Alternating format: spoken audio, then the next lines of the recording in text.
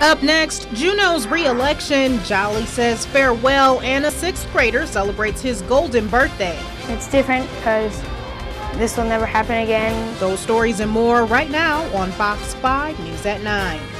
Your first local news at 9 starts right now, only on Fox 5 at 9.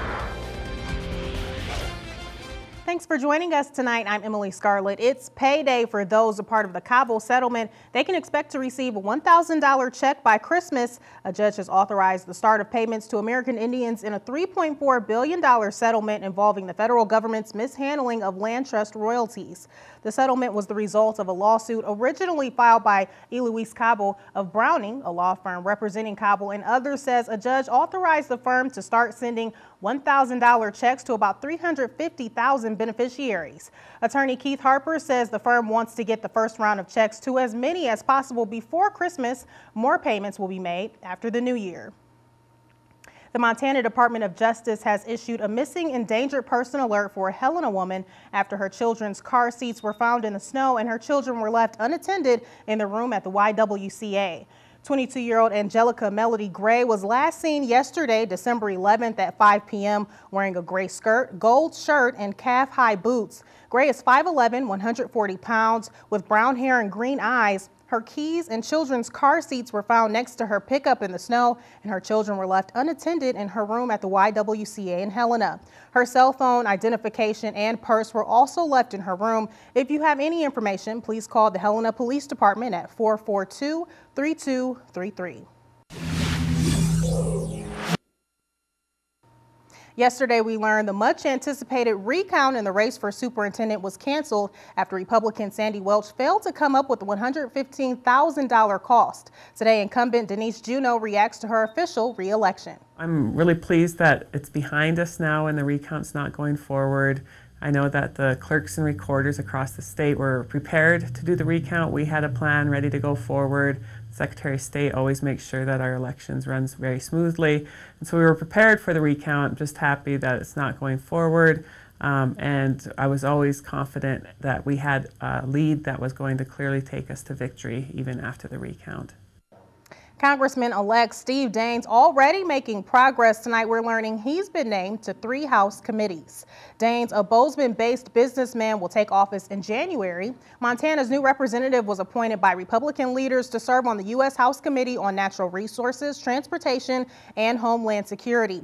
Daines says the roles will allow him to pursue energy development and more job growth. He says he hopes to remove barriers to developing natural resources in Montana and across the country. And we introduced you to the newest member of the Great Falls City Commission, Robert Kelly, last night. He's replacing Mary Jolly, who said farewell today. Many city officials saying their final goodbyes to Commissioner Mary Jolly this afternoon. Jolly won the Cascade County Justice of the Peace race back in November, an office she will take over in January. Jolly says she's enjoyed her time serving as a city commissioner and all the people she has met in the process. She wishes her replacement, Bob Kelly, the best of luck, but that she is also looking forward to the new challenges that lie ahead. I miss a lot of the people that do a wonderful job for the city of Great Falls.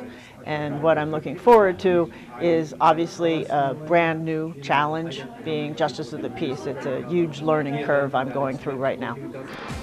Moving into weather, Chief Meteorologist Adam Coslin is here with a first look at our forecast. Well, good evening. Happy 12/12/12, everyone. We do have some light snow in the area. It looks like that won't accumulate to too much. Here's what's coming up in your pinpoint forecast. It's just a weak cold front. It is resulting in some snow showers, especially across the plains tonight. There could be an inch or two across those far eastern areas, and it could result in some fog for Thursday morning. We'll show you where coming up in your Weather Authority. Emily, back to you. Thanks, Adam. The Electric City could see hundreds of new jobs with the Great Falls Planning Board announcing 2 new projects. Board members approved the Agritech Park and Industrial Park northeast of Great Falls. The Planning Board has been going back and forth with the developer of the project on exactly how the project should move forward. As a result, a planned unit development ordinance have been put in place so the city can regulate zoning. City officials say they are aware of concerns that the park is too close to Giant Springs State Park. We've been working really closely with Montana Fish, Wildlife and Parks and other groups, and that's why we have gone a different direction with the zoning, is so that the city would have a little bit more control. The planning board also approving a steel fabrication plant north of Great Falls, east of the malt plant. This plant could add 300 new jobs. The project will go in front of city commissioners in January, and if approved, construction could begin as soon as next spring. Efforts to keep Montanans stay safe and sober this holiday season in the works. Fox 5's Chutney Mata reports on a new advertisement on the Jaws of Life. In a statewide effort, the Department of Transportation hopes to inspire Montanans to be the Jaws of Life, literally using the power of persuasion to prevent the real Jaws of Life from extracting a loved one in a serious car crash. Just trying to keep you guys alive. Be the Jaws of Life. Prepared to use them at a moment's notice, the Helena Fire Department is armed and ready with the Jaws of Life. So we have tools, the Jaws of Life, to help remove doors, cut roofs off cars, roll dashes back, cut seats out of cars. So what exactly is the Jaws of Life? They are operated machines that can spread a door into two, saw roofs off, and clamp windshields, all in the efforts of getting a person out of a totaled vehicle. December is one of the deadliest months on the Montana highways. Last year alone, there were 19 fatal crashes, and Helena authorities stressed the importance of staying safe and sober. Don't drink, don't drive. If you're going to drink, don't drive. Have a designated driver, have somebody to give your keys to. Just don't drink and drive. Local agencies are encouraging Montana drivers to plan ahead, have a designated driver or call a cab, and they're hoping this new ad will be another tool to prevent impaired driving. In Helena, Chutney Mata, Fox 5. A deadly shooting rampage at a Portland, Oregon mall leaves 2 people dead and 1 person seriously injured.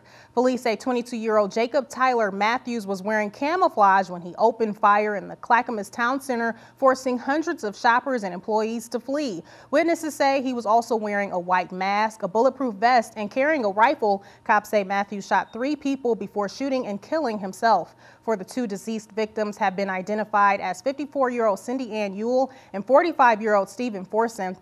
15-year-old Christina Shevchenko is in serious condition at a Portland hospital. The United Nations Security Council condemning North Korea's recent missile launch and says they'll take the appropriate response. After closed consultations, the UN's most powerful body delivering a strong reaction to North Korea's rocket launch, current president of the Security Council, Ambassador Mohammed Lulinsky, says North Korea violated a 2009 council resolution that bans any launch using ballistic missile technology. The U.S. and a number of other countries believe the launches may be a cover to test technology for missiles that could one day deliver a nuclear warhead. North Korea claims the launch was designed to put a weather satellite into orbit.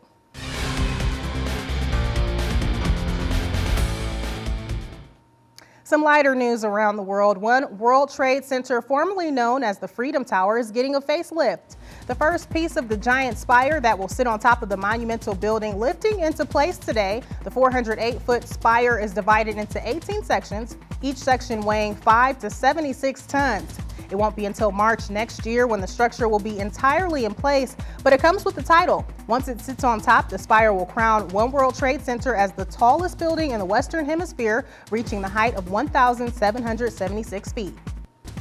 The Pope is officially a tweeter. His Holiness finding a new way to reach his followers 140 characters at a time. In his first tweet, Pope Benedict says, quote, "Dear friends, I am pleased to get in touch with you through Twitter. Thank you for your generous response. I bless all of you from my heart."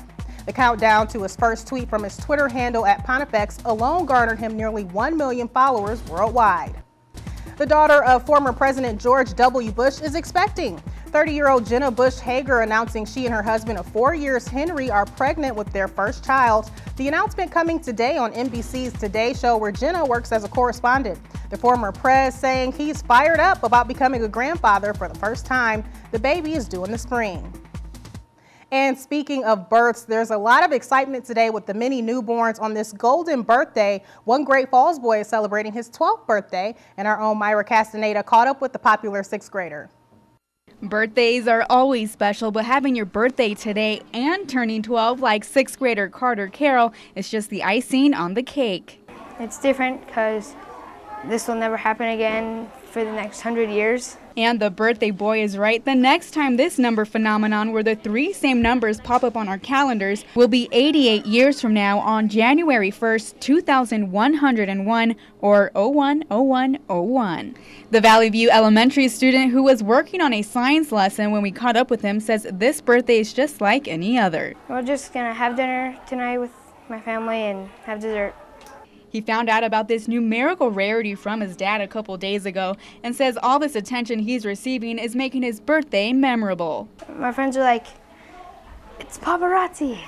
And at 12 years old, Carter says he's looking forward to the new responsibilities. Babysitting my younger brother and sister when my mom is gone, because she works later, but she gets home a couple minutes after we do. And so she trusts me with that responsibility to stay home with them. And with one birth every 8 seconds in the U.S., Carter is not alone celebrating his birthday today. In Great Falls, Myra Castaneda, Fox 5. And Adam, aside from all the birthdays today, hundreds of couples across the country flooded their city hall to get married today too. So just a special day all around. Yeah, popular date, 12-12-12. Maybe for his birthday, I'll get a number 12 jersey. I don't know. But in your weather forecast, we've got just light amounts of snow, maybe an inch or two across some of the eastern plains. And it looks like fog is also possible into early Thursday. We'll take a look ahead next. Here's tonight's breakdown.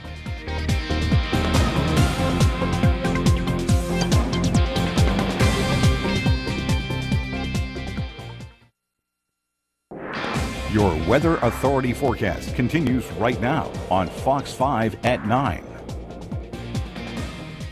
Welcome back. Let's start with this fabulous weather photo. One of our viewers from Shoto providing this. We'd like to see your photographs as well. We've got snow showers on the move across Montana.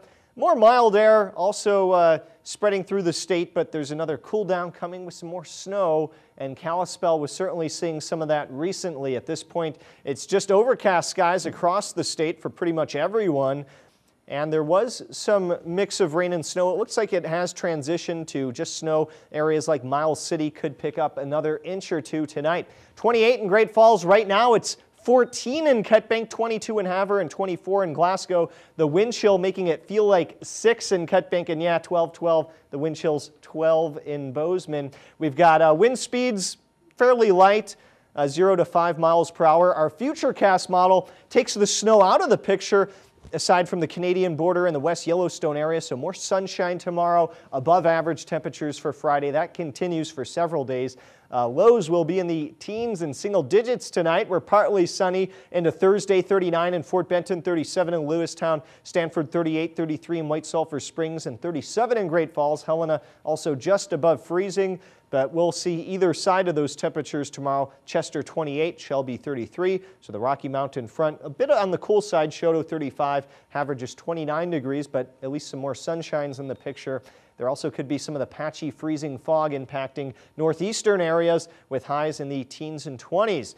We'll be above average here in the Electric City, starting off in the mid-20s at noontime. By lunch, I think temperatures will break the freezing mark, and then after that, we're up to 37 by the afternoon. So Friday, pretty similar, partly sunny and mid to upper 30s. Looks like we'll make it to 40 on Saturday, and then I expect a slight chance for snow when Sunday comes along.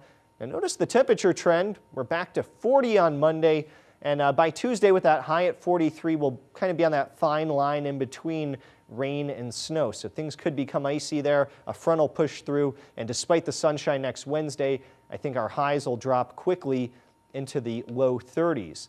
In Helena, here's looking at you, 33 on Thursday. Hey, it sounds good. Let's lock it in. Friday, 33 again, and we'll keep it on cruise control for Saturday, although the cloud cover thickens, and we could squeeze out some snow by Sunday. I'm putting a 30% chance down, and then into early next week, maybe a flurry or two both Monday and Tuesday, and the temperatures come back into the 30s. Not this Friday, but next Friday is our start of winter. We'll be right back with more. Emily, back to you. Coming up, a sneak peek at Viva Forever, a Broadway show based off the Spice Girls songs. That's in tonight's entertainment update, up next on Fox 5.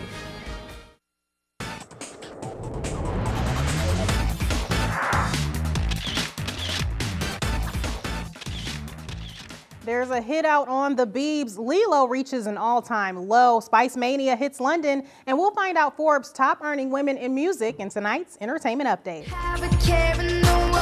It appears plans to murder the teen singing star Justin Bieber originated in New Mexico. Investigators say a convicted killer in prison planned to have Bieber murdered, then castrated. Dana Martin recruited fellow inmate Mark Stake to carry out the murder once he was released. Mark Stake then added his nephew, Tanner Ruane, and reportedly planned to kill the singer last month while he was performing at New York City's Madison Square Garden. The nephew made it to the Big Apple with supplies to carry out the murder, but police arrested him before he could get anywhere near the pop star.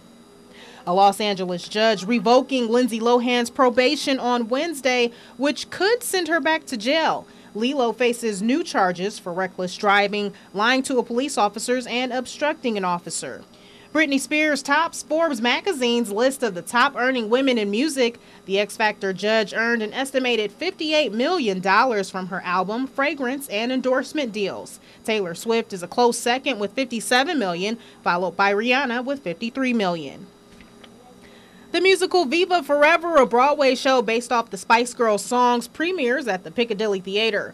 All members of the iconic girl band were there. The Broadway show isn't directly based on the Spice Girls, but their songs are used as a narrative to tell the story of the main character named Viva.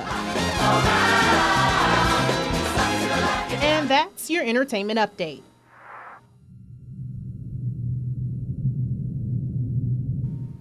We've got this week's Tell It to Fox question and another nice Fox goodie bag that includes this Glee Gym bag. Inside, there's an Animation Domination long sleeve t-shirt and a matching cap. You know what you have to do to win these prizes. Tell it to Fox and win.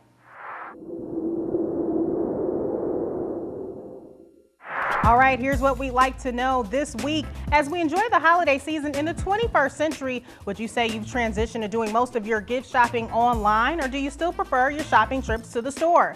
Be sure to like our Fox 5 Facebook page, Tell It to Fox, and win. The top comments will be featured during Thursday's show. All right, a new face on the desk tonight, Derek Opina. Thanks for joining us. What do you have for us tonight? Well, Emily, a lot of teams had the day off today, but we go in depth and get to know some of the local athletes. And the Cats may be out of the playoff picture, but that hasn't stopped them from winning off the field. We've got the list of All-Americans. Keep it right here. Total sports coverage. Fox 5 Sports starts right now. Hey everybody, Derek Opina here, and thank you for sticking with us. The MSU Bobcats had a pair of seniors named to the Associated Press FCS All-American First Team. Co-captains Jody Owens and Caleb Schreiby led a defense that ranked 8th in the nation in the FCS. Owens, who is also the Big Sky defensive MVP, led the Bobcats with 97 tackles. He also had 5 forced fumbles and 4 sacks on the season. The AP is the third organization to name him All-American. Schreiby led the FCS with 8 forced fumbles, one of only 3 players in all of divisions in NCAA football with that total. He also led the Big Sky with 12.5 sacks. The Lady Grizz are almost done with their non-conference schedule. At 5-3, they have the second best record in the Big Sky behind Montana State. Montana will take on Denver their non-conference finale. The Pioneers are 4-5 on the year, but they do have a win over Pac-12 member Oregon. With Denver's loss to Colorado on regional TV yesterday, it made it easy for the Lady Grizz to scout them. Actually, I just watched our game last night on Root Sports, and I know that they have some pretty big three-point shooters and just, tough defense, and so we just got to be ready for them. One more tune-up, I guess you'd say, going in. We're getting finals done this week, so we'll be done with those Friday, and hopefully they can forget, a little bit stressful this week and get a good practice Saturday, and then hopefully go in on a high note in the conference. It's different because we haven't ever gone into conference before Christmas, but I think we'll be ready for that. Kelsey Van Uden was a very special player for Great Falls this season. Van Uden was one of the more exceptional players the Argos have had in their program. She showed why this year. Tom Purvis has more. There are roughly 4,000 athletes competing as NAIA volleyball players per year. Each year, roughly 40 athletes are selected as All-Americans. For the second straight year, UGF outside hitter Kelsey Van Uden has been selected as one of those All-Americans. That means a lot. It means a lot coming from actually a small school that we don't really get looked at as much as we hope for because we have such great talent. So being a part of that list is important to me, and like just for being at this school. Kelsey is a true form of the word All-American. She was dynamic. She was extremely athletic, just a big, powerful hitter. She could dominate any game, any match she wanted to. Winning the award for the second time is a first for the UGF volleyball program, and it's something Van Uden has been chasing. It's something that I've wanted all season and was going for in the summer as well, training and going hard, and I wasn't going to stop until I got it the second time. As a senior this past year, Van Uden's playing days at UGF have come to an end, but Van Uden hopes that her moment at UGF made a lasting impression. I'm someone who helped change a program. I don't really care if my achievements are remembered. It's more me as a person. I guess I want to be an example, and I want people to achieve better than me. And with every great career come great memories. And for Van Uden, her favorite memory of this year wasn't difficult to pinpoint. It's definitely the Westminster game. Winning that game was everything, actually. It was senior night, and fighting for a teammate that went down, and knowing that we could come out of that game on top was probably everything, and having my best friend with me the whole time meant the world. So. Gosh, I don't know if there's a favorite moment, but I think every time she put the ball away, just the way she'd turn to her teammates and give out the same yell and pump her fist a little bit, you know, that's something we're going to miss. The Great Falls High Bison are off to an excellent 2-0 start this year. Jace Anderegg played a huge part in their come-from-behind win over Capital last week. Tom Burvis has more with this week's Prep Spotlight. This past Friday night against Helena Capital, Great Falls High senior Jace Anderegg scored a career high of 22 points. My game on Friday was 22 points.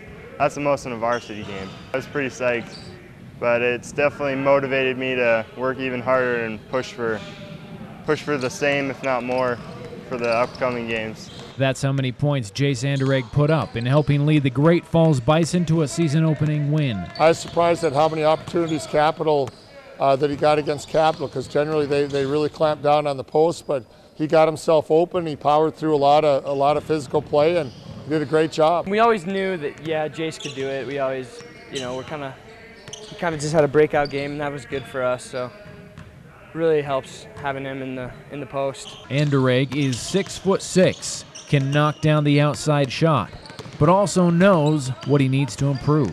Powering it up a little more, but we're going to work on that. So. Anderegg is quick to deflect praise to his team in helping him find openings. But likewise, the team couldn't be happier to have talent down low. We all try and set good picks for each other, and then just to get the ball inside, and then if we don't have anything, kick it back out and see what we get. He gives us what we haven't had in several years, is an inside presence. If he can keep playing within himself, he's scored pretty well, and I think if he keeps doing that, it'll really help us out as a team. Tom Purvis, Fox 5 Sports. And that's it for sports. Keep it right here. We'll be right back. Adam, I must say I can always depend on you for accurate weather. You were right. We did get a little bit of snow, but it was actually kind of warm this morning. Yeah, well, thank you very much. And, well, it looks like all the action is in the east tonight. Some snow going on there, maybe an inch or two, and possibly some fog early tomorrow. But we'll steer clear here in Great Falls on our way up to 37 degrees Thursday afternoon. And Friday, we'll kind of keep it right there into the low 40s for Saturday. But by Sunday, again, we'll just have a slight chance for snow. And we'll see some more changes later on next week from Tuesday into Wednesday, temperatures falling quickly. And there we could see some more wintry mix and slippery roads. So be careful out there. Thursday in Helena, 33 for the high. Kind of keep it right there for a couple of days. But as you can see over the weekend, there's some more snow. All right, looks good. Thanks, Adam. That's all we have for tonight. Thanks for watching. Remember to tell it to Fox, and we'll see you tomorrow night.